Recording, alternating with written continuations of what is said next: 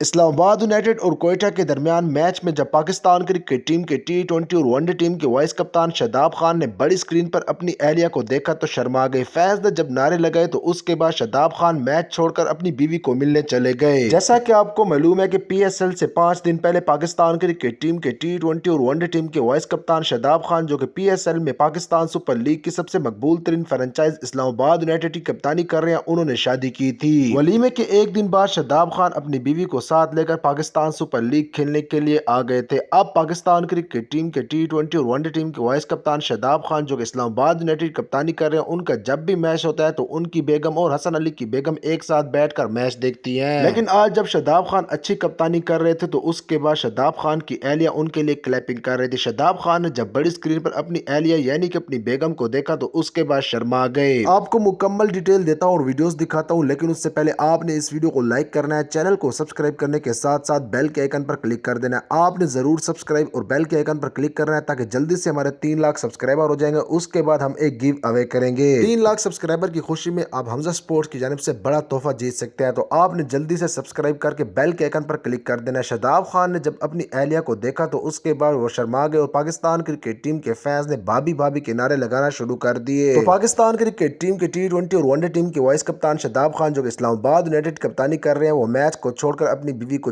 ملنے چلے آئے۔ یہاں پر دیکھا جا سکتا ہے کہ شاداب خان کی اہلیہ ملائکہ شاداب کے ساتھ آرن ہیلنڈ، جو کہ کمنٹیٹر ہے، وہ بھی ٹھہری ہوئی ہیں۔ اللہ تعالیٰ سے دعا ہے کہ اللہ تعالیٰ شاداب خان اور ان کی اہلیہ کو ہمیشہ خوش و آباد رکھے اور پوری امت مسلمہ جتنے بھی جوڑے ہیں ان سب کو بھی ہمیشہ خوش و آباد رکھے۔ آپ نے اس ویڈیو کو لائک کر کے چینل کو سبسکرائب کرنے کے ساتھ ساتھ بیل کے آئیکن پر کلک کر کے کمنٹ بار میں آمین ضرور لکھنا ہے۔